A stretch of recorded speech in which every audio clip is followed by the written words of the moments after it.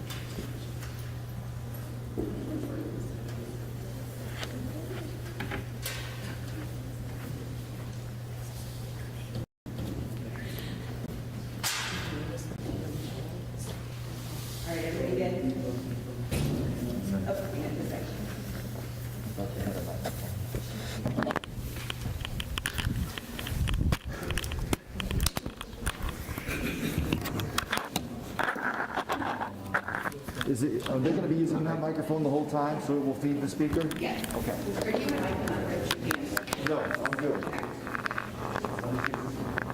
Okay, everybody good? All right, we'll turn it over to Rachel. Hi, thank you everyone for being here. Welcome. Appreciate taking the time to be here. We have some very exciting news. We first want to thank Executive Director Mary Clark for hosting us in this beautiful space.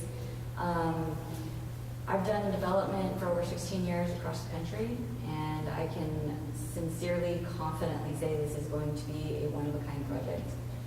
So it's with great pleasure that I introduce to you Mr. Fabio de la Cruz of Sojos Capital.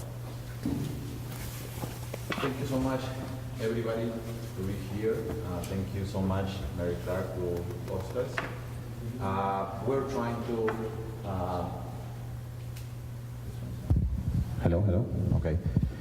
Through this conference, we will try to explain everything that we're trying to accomplish in the neighborhood. I've been in the neighborhood for a long time. I came to Indy 17 years ago.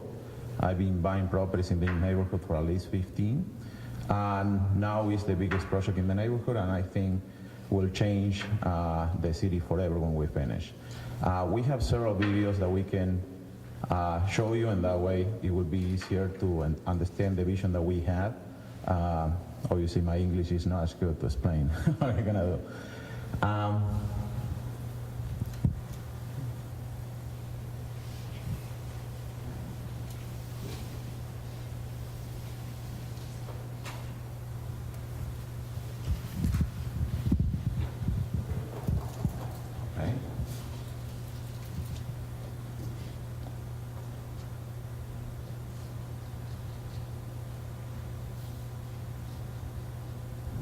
Welcome to Window to the World, a new mixed-use gateway landmark destination in the heart of Indianapolis.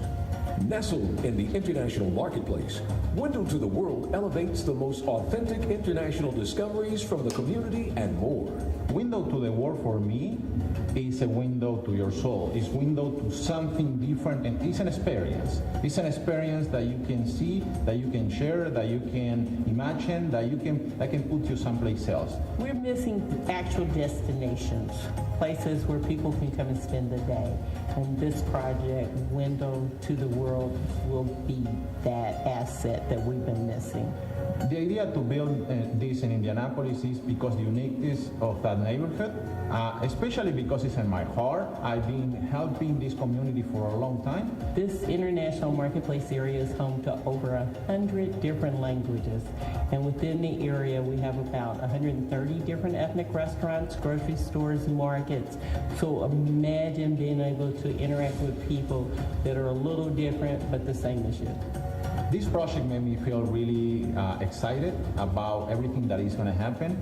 I really love to bring things that I've seen around the world to the Indianapolis neighborhood that saw me grow. It's just going to be a place that people can come, and it's going to be family oriented, a place where people can just learn and experience so many different cultures and find that our differences aren't so different. We will put a lot of apartment complexes, hotels, a lot of different things where we see Window to the World as a new city, a small city inside of the city, where the halls of the mall are going to be streets of different parts of the world that you can walk and you can see stuff from all around the world. There will be a lot of activities for family, not only in the mall, but in the neighborhood itself. We have two sporting complexes with all kinds of sports. We will have a jumping place. We also are building a new school. We will have a cinema, international cinema, that we will feature international movies. We'll feature movies for kids. It's like that icing on the cake, right? It's going to open up the eyes of everyone, not just in Indianapolis, but Indiana, the Midwest, a true destination, a true cultural experience right here in Indy.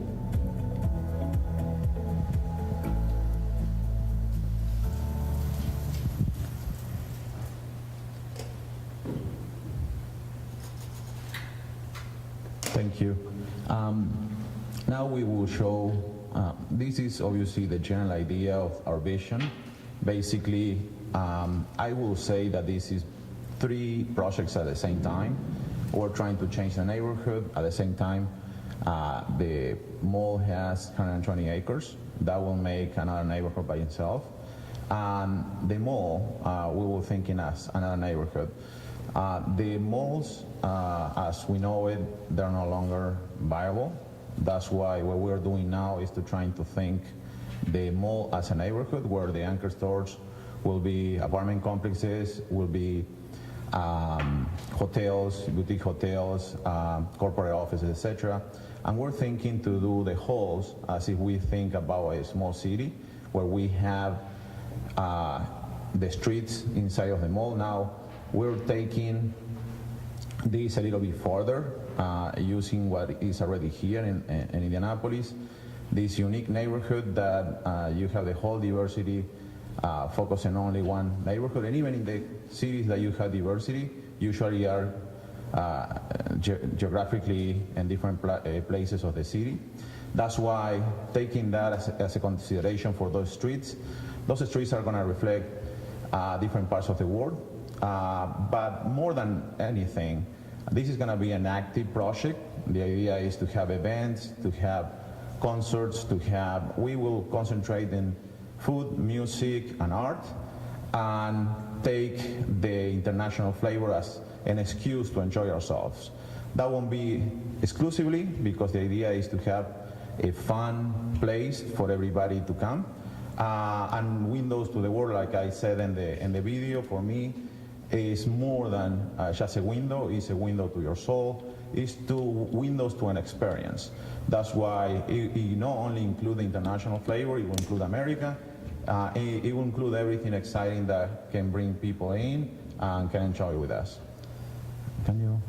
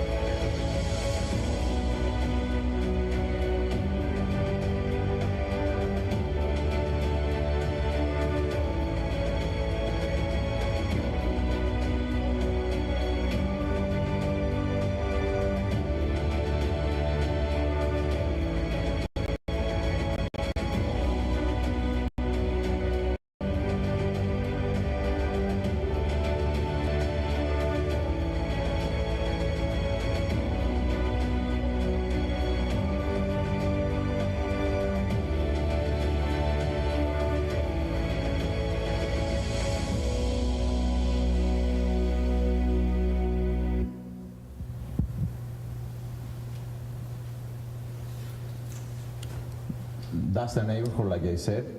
If we divide it in three, basically, that's what we will do in the whole neighborhood. Now in the parcel, this is the view that reflects the improvements that we will do.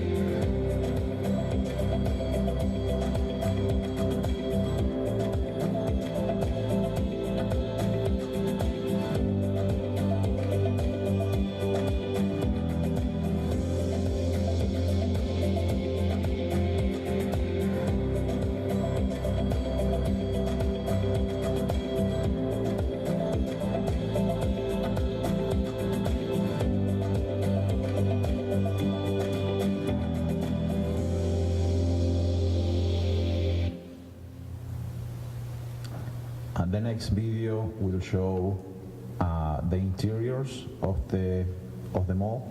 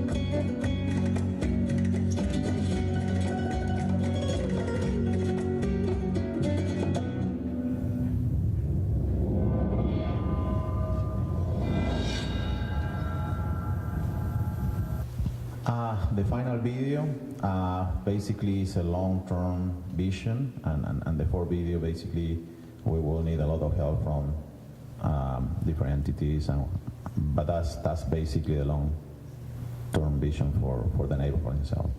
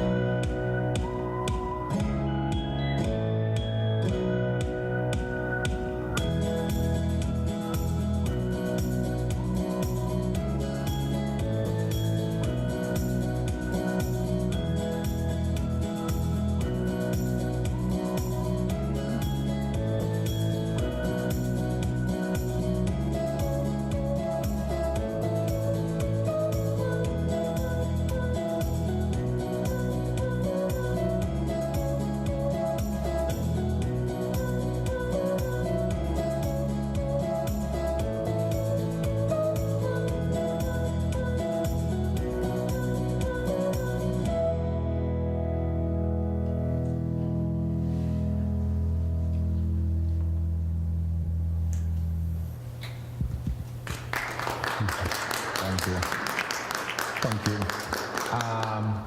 That's basically everything that we will accomplish in the next years to come in the neighborhood.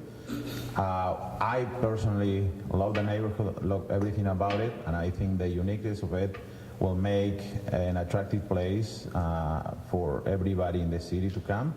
At the same time, I think it will be a great excuse for people that come from other places through our convention center to have a different experience, something that is really needed. And last week I was in the State of the Region in the Chamber of Commerce, and they were mentioning the fact that it would be nice to have something to get the companies excited to come. I think we should be that. Like I said, as the neighborhood, I think we will be, if it's not the best, one of the best neighborhoods in town on the state, because we have a creek, we have a speedway, we're close to everything. We're 10 minutes from the airport, 10 minutes from the downtown. We have too much that we can offer as a neighborhood, location-wise. And at the same time, I think that the mall, as the concept that we're trying to advance, can be something that we can call a landmark. Actually, we're having several artists to do like a competition where we will have a big landmark that you can see all over the city from the mall. that's basically it. If anybody have any questions, I feel free to answer it. In terms of your investment in this, is there, I guess, a total price tag attached to this? How much money you're putting into this? In the first phase, I would put around $200 million. Obviously, like you see, this is a big project because I used to buy properties and I was transforming property by property.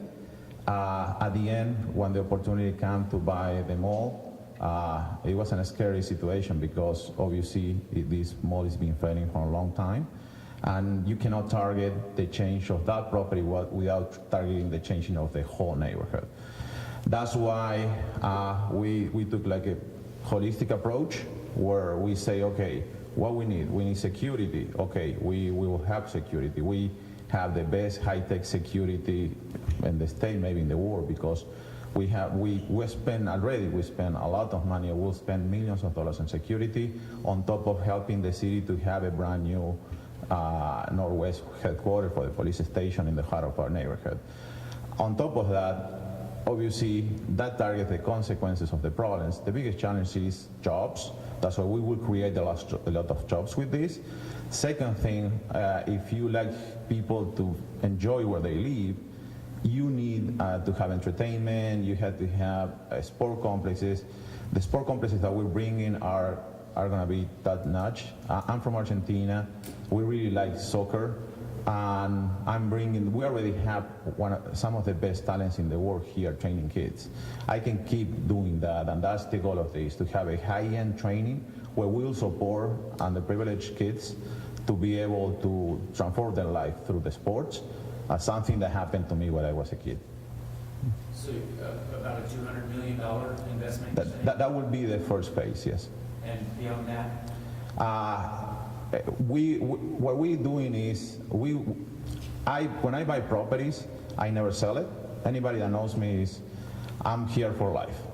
That's why I don't need that much to live. That's why all the cash flow is going to go to the neighborhood. That's why I cannot estimate exactly how much money it's going to be, because depending on how many years we're talking about.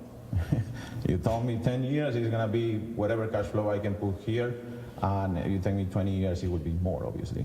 You talked about jobs. How many jobs are we looking at creating here construction-wise, and then if this all gets finished? We're working, he's the specialist in that. We're working on all the numbers, finalized numbers for the jobs, because we're working with the city also to see if we will have some incentives with them. But he may answer better the question that I can. We don't have those numbers yet, but as you can see, there's already construction in progress, and will be determined on site by site, depending on whether it's retail, commercial, and then we also have to calculate jobs that will be created off-site as a result of the project. So it's a little more complex than just saying we're building a restaurant, it's going to bring in X amount of jobs. It's pretty complex because of the amount of properties that you're developing at once. As far as mixed-use projects, I mean, many malls, strip malls, are turning into a mixed-use project. Why do you feel this is, one, the right time to do a mixed-use project here, and two, why do you think people will actually come? I couldn't hear you the last. Why do you think people will actually come and enjoy all of these different things? Okay. The first one is, I think that I heard you correctly, what I choose this time. I'm not typical on the fact that I'm not following everything else. I follow my path, and I try to make the changes that I can. And if the paths follow me, it's fine. But I'm not thinking how the day is today to do what I like to do. I find this project, I do it. So far, I've been really successful. That's why I will keep doing it like that. The second question again was? I was just going to say, I mean, there's so many mixed-use projects that are happening, not just this mall, but malls around. I see this project different, because if you see, there's nice projects in the city right now, but one way or another one, they're kind of cookie cutter. You can see the same projects in Florida, in LA, pretty much are the same, nice, and I really enjoy them. Our idea is not to do something like that.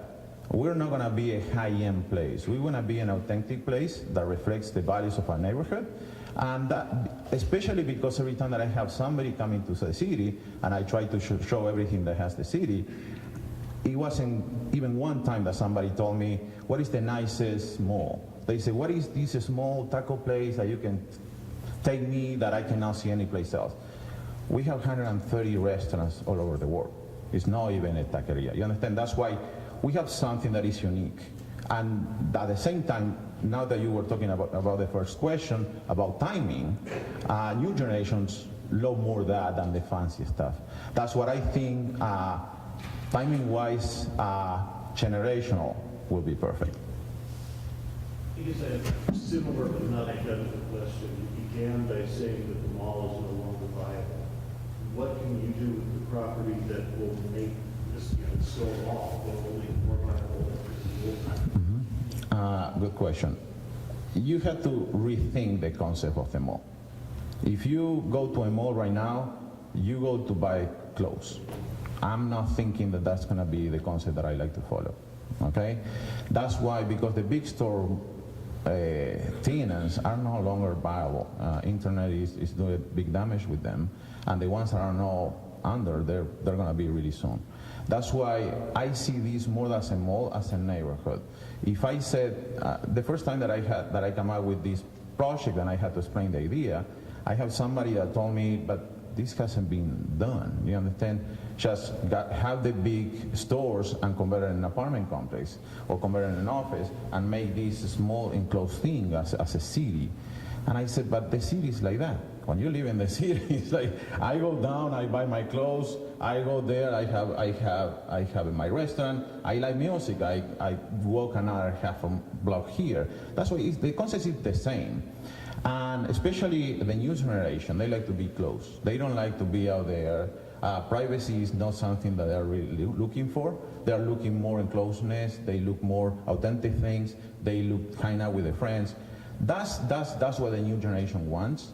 And at the same time, is something that I would enjoy to have. That's why not give me that pleasure? When will the window to the world, when will we see it in its somewhat completion? How long will this take? Most of what you see in the first video that reflects the whole neighborhood, most of that is going to be in the first year, next year. Because there are some things that were under construction. For example, the police station is under construction. There is another things that were finalizing all the architectural work on that. That's why next year you will be a big improvement. Actually, there's some properties that you can drive right now that looks different. You will see that is our properties because are all colorful and we like to do something different. That's the idea of the whole neighborhood. Now, the mall itself, we're planning by the end of next year because there is a lot of things obviously that we have to do. Only changing the roof, or just put the property up to what a property does. It will take some time, and it's taking some time, a lot of work and a lot of money also. When you say that, how soon will we see a hotel? How soon will we see by the end of next year. By the end of next year, you will see a hotel, you will see an apartment complex, you will see the renovation of the inside out mall. What you see outside right now is prime, because what we like to do is to put artists to paint them all. Like I said, we're not like to be fancy, we like to be authentic. That's why we like to have the artists to express themselves there, because for me, window to the world is window to something else, to an expression, to a feeling, to a taste, to something in that regard. I see that you've got apartments and hotels and townhouses attached. I haven't been to Lafayette Square in a long time. Are those existing buildings now that you're going to be building apartments inside of? No. Or are you adding to the existing mall? No, actually it's a combination of both, because what we did is we did this expensive 3D mapping of the whole mall to be sure what will be the big spaces that we can convert to something and which ones we can. Obviously there's some that we can. For example, the boutique hotel, where it was LSRs, we will change it, and we will transform it using the structural of the property. Now, the mall is around 20 acres. The parcel is around 120 acres. That's why most of what will be new development is going to be outside of the mall. Two questions for you real quick. First, I just want to confirm the mall building itself is staying, you're just kind of Yes. repurposing it and doing all this. Exactly. And we're going to build another. So how does that affect current tenants in the mall? I mean, like, how does that affect their rent rates? How does it affect what they do on a daily basis in terms of bringing customers? That's a great question, and I receive that question really often. This is not the first, maybe it's the biggest project that I ever take, but it's really similar to every project that we take. And I will give you an example of a property that is really close, that is in High School Road. We buy the property was pretty much abandoned, we have drug dealers in the street, and in the parking lot. There was a lot of things that has to be improved in the property. And I did that from the start. I always try to trust in the character of the person and see if I believe in the project before I see the financials. And in this neighborhood, sometimes you have to do that because the financials are not there. So far, I've been really compensated with that. Now, what happened is when we take these properties, we try to work with the tenants that currently are there to be sure that they are part of the new property. And most of them usually stay with us because they take the opportunity and take, and they really take it. There are some that they don't, because there are some people that actually, they're driving in abandoned properties. You understand? If you pretty much, even if you have a leak, if you don't pay pretty much rent, okay, I'm making money. Now, this is gonna be the best property in the neighborhood right now. I cannot give you rent for free. Now, I even the case sometimes where I do percentage leases because I know that there's not going to be enough time for them to catch up with improvements that I have, and I'm fine doing that. And most of the places here, that's the option that we will take. I have two questions. The first one is, what is the location of the 2022 soccer field paddle courts? And the second question is, with neighborhood connectivity and the expanse of concrete surrounding the mall and in the surrounding properties that are included in this project, how is that going to look, and what percentage of those, generally speaking, of that concrete will be removed or transformed? Okay. The first question, let me clarify, because I see two questions in the same question. We have two sporting complexes that are different by design. The first one is the one that is in Commercial Drive. It's an enclosed facility around 60,000 square feet. We will have, it's like a small soccer courts. They're called futsal. We will have beach volley, we have dance studios, we will have a lot of different activities there. We have one of the top players on the country in paddleball that he will be teaching there. That's that project. The other project is on 38th Street. That's the one that is, at the end, will be almost 30 acres. Those are going to be professional soccer fields, big professional soccer fields. By 2022, we plan to have the fields done, not the enclosed facility, because the enclosed facility, it may take another year or maybe more, but we already have the budget for that. The second question, talking about connectivity, that's also kind of two questions, because the 120 acres of the mall parcel, we will put a public park, we will put a trail. That's going to be part of something that we will do, and we will have a lot of green inside of all the amenities and all the apartment complexes and housing and hotels that we will have. Now, those are ideally, in the long run, will be connected to everything that we like to accomplish as the final goal, and hopefully we can do it before 20 years, to utilize the Little Eagle Creek that we have here. That is amazing. We pretty much own both sides and both sides of the bridge. That's why we can have great amenities, that we can connect that with the other monon that can connect the one that is in Meridian to Eagle Creek, and one of the ones that I really like to work first is the one to connect Indianapolis Speedway to the mall, because that is pretty much 10 blocks. It will be maybe the less expensive that we can do, and we can give to the Indianapolis Speedway a nice entrance that they are been trying to have for a long time, and at the same time we can share our clients to go to the races, and every time they have an event they can enjoy the amenities that our neighborhood has to offer. The school that's going to be part of this, can you talk a bit about, is that going to be like a independent charter school or private, or is it going to be part of one of the local school districts? Yeah, Monarcha Academy has been authorized by the Mayor's Charter School currently.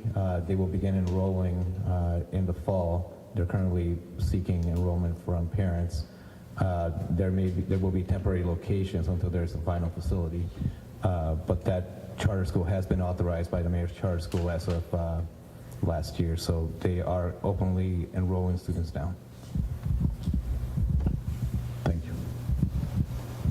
I want to clarify on the soccer complex. Is this youth soccer like Grant Park and Westfield, or you work with Indy 11 or something? It's youth. It's youth. Yeah, it's youth. It's not professional. My idea, that's the part of the project that the money is not there. It's I do that because I love it. And again, when I was a kid, I grew up in a really poor country and a poor neighborhood. But the city has this program when, if you're poor enough, they can give you the ability to have after school sport training and summer camps for free. That was a change in life for me, because through sport you learn discipline, respect, you face failure. There is too many things to form a person as a person through the sports that I thought that this will fill my heart. The other one, if it's successful, will fill my pocket. Fabio, do you own all the property that you need to complete this project? Yeah, everything is paid off free and clear. Yeah, we don't have the, yeah, we're financially safe. The biggest project that we have that actually is the mall. I raised money through a opportunity zone fund. That I have some money there also, but that's basically, we already have everything that we need to do in order to complete the project. Now, how big or how small it's going to be will depend on how much excitement is through other investors to come and join us, to have the city and the state to join us. That's where we're working right now. This area has been economically depressed and falling for 2 or 3 decades. What did you see here that gave it potential? I would like to think that I was a visionary, but I wasn't. The reality is, I start with one property. I see this strip center, and I see this pretty much abandoned. They I think at that time had only one tenant, and I'm driving by there, and I said, but I know people, because I was selling real estate before, and I said, I know people that will take advantage of this place. And I approached the landlords there, and they were thinking that they couldn't do that because they were using the same way to screen people that you can use in another neighborhood, and those methods won't work because a taqueria is not going to have the same financials that a Starbucks. That's why you cannot expect to have that, and doesn't mean that it's a bad tenant. That's why you had to go by your guts. That's why I bought that strip center thinking that I already knew that I can rent that place. Always as a property manager or property owner, thought that the best way for me to be successful is to have the best property in the neighborhood, charge a little bit less, and that way I can choose my tenants. Again, I really focus on the character of the people that I like to work with. If I have the good tenant, I forget and I go to the next one. If I don't have the right tenant, I will be working all the time trying to keep up with 2 properties until to have hundreds. You mentioned earlier that the mall itself should be finished by end of next year. Does that also mean open and ready for business, or just sort of like the construction and renovation done? It will be ready. It will be open for business. We already have all the architecturals. We already hired the constructors that will be doing that. It will take more or less. It can be months. It cannot be years, because right now construction is a challenge. Because fortunately enough, we've been really good with our contractors that they are still working with us and test to somebody else, because it's a fighting war right now for constructors. But there is nothing that we can do with materials. And for example, I bought the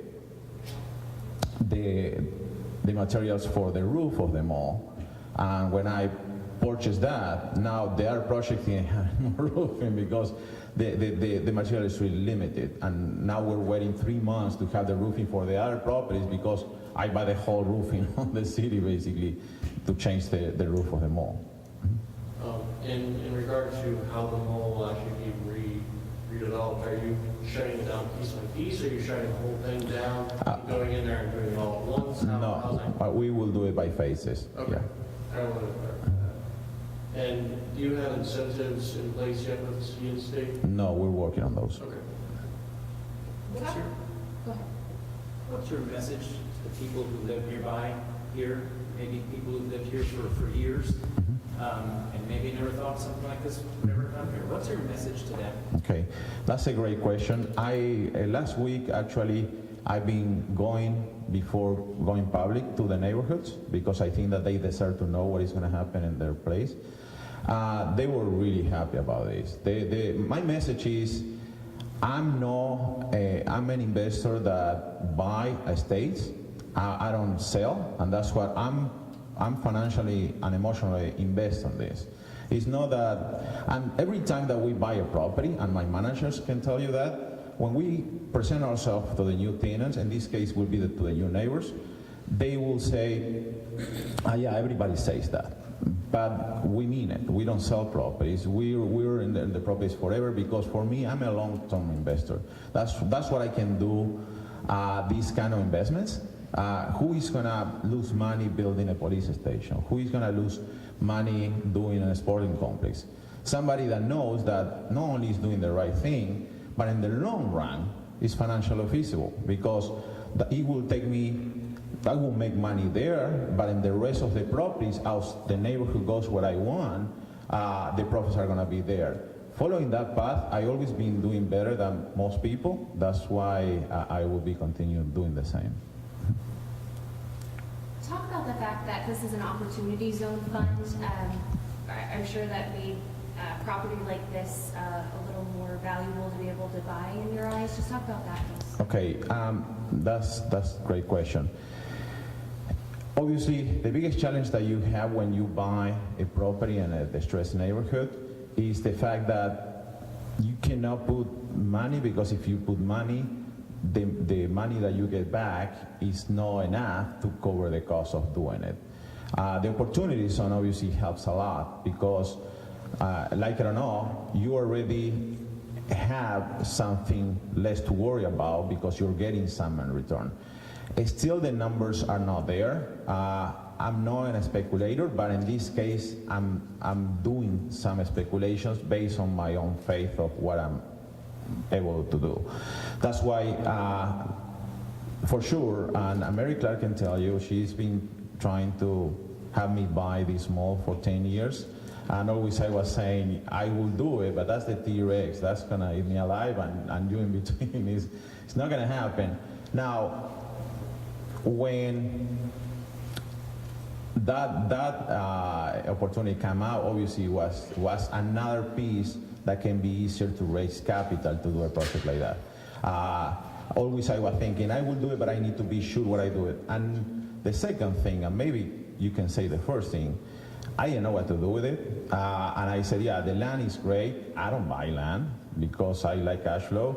That's why I'm not a developer. This is going to be my first big development project. That's why the pieces weren't together to make it happen. It seems like everything came out to fruition last year with the pandemic, because the other thing was the last owners, they were trying to sell it, but they weren't asking too much, and that took several years of negotiation. Fabio, I think a lot of people in Indianapolis today are saying, who is this guy? Okay. And where did he come from? Would you tell us a little bit about yourself and how long you've been in Indianapolis and those sorts of things? Okay. I grew up in Argentina. In 2001, it was the worst economic crisis in my country, and I came to U.S.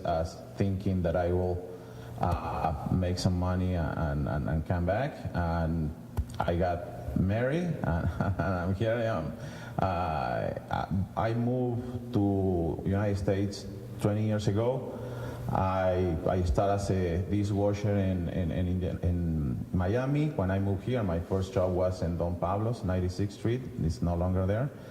And I started to do all kind of jobs until I got this job as a loan officer, and I learned what had to make money in real estate as an investor. And even if I didn't have money, I had a lot of time. I started to study everything that I could. Sooner or later, I became an appraisal. After that, I became a real estate agent, and as a real estate agent, became the #1 agent in a 200 people office. That's when I started to make money. I started to buy residential properties first, until after that, I started to buy commercial properties, and today is one of the best days of that career. There was a question earlier about the mall tenants. You said you were talking about us to stay. Who do you have lined up, or what do you have lined up for the hotel and movie theater?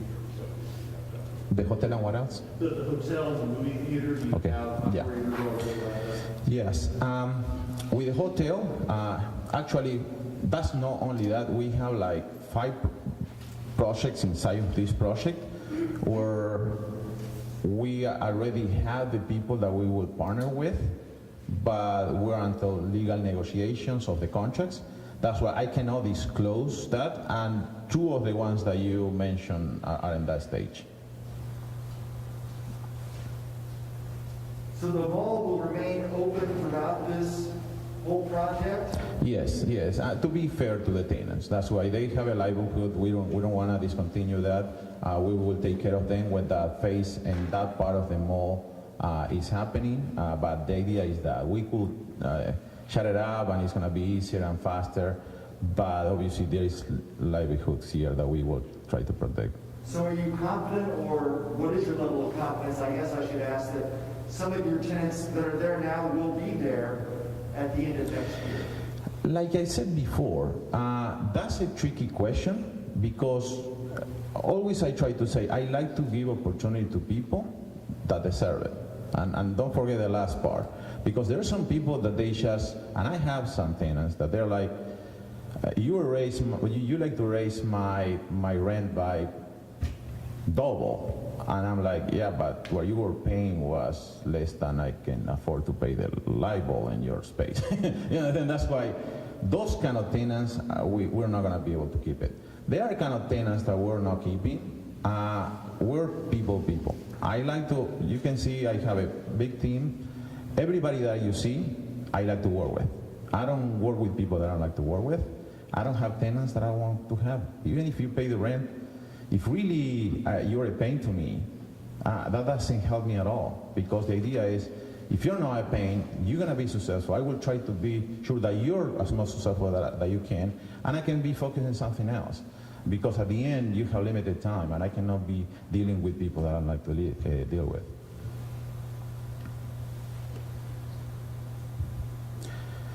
If there's no further questions, thank you so much, everybody, for coming. I'm really excited about what's happened, and thank you again, and have a good day.